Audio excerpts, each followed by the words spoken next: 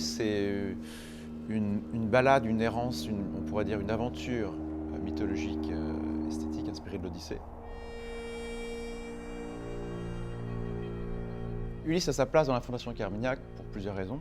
On est à Porquerolles, quasiment sur une étape fictive du voyage d'Ulysse. Et la légende dit que Ulysse aurait terrassé un dragon maritime qui s'appelle l'Alicastre, qui semait la terreur sur l'île.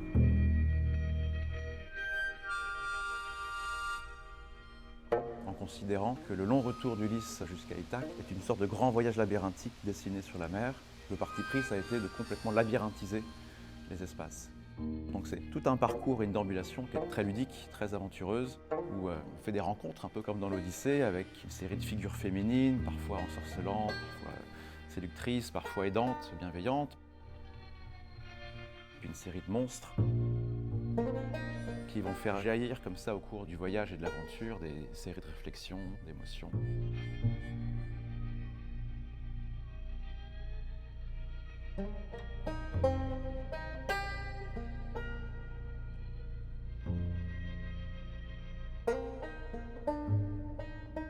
Le parcours commence avec une œuvre fantastique de Martial Reis qui s'appelle Faire et défaire Pénélope, That's the Rules, et qui a ce visage complètement puzzle, complètement fragmenté, et qui est à la fois une sorte d'obsession pour Ulysse, mais en même temps qui introduit une notion d'énigme, de fragments, de choses à reconstituer.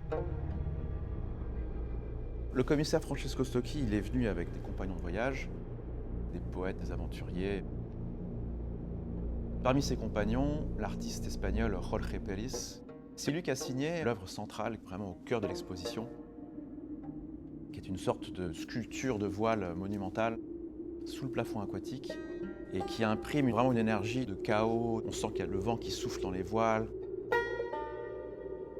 L'aventure se poursuit au-delà de la villa quand on s'aventure dans les jardins. Dans un pavillon un petit peu caché dans la canneraie, il y a une œuvre fantastique de Olafur Eliasson, c'est Fontaine stromboscopique. Et dans un des plus anciens forts de l'île, le fort Sainte-Agathe, un nuage flotte, capturé par l'artiste argentin Leandro Erlich. Et il flotte à la fois dans l'espace, mais aussi dans une bande-son que l'artiste a demandé au groupe Moriarty. La Villa Carmignac, c'est vraiment un lieu très privilégié. C'est une forêt en pleine mer. Il y a cette énergie de la forêt qui vous protège, et puis avec l'infini de la mer tout autour, on sent qu'on est protégé, mais qu'on peut aller loin spirituellement. Et puis aussi, il y a sur cette île une attention, un respect, un amour porté au vivant qui est très fort. On sent qu'on coexiste, qu'on cohabite vraiment avec d'autres formes de vie. C'est un endroit de connexion, je dirais, vraiment fort à la nature et à soi-même, qui fait opérer une sorte de plongée interne, un retour à soi.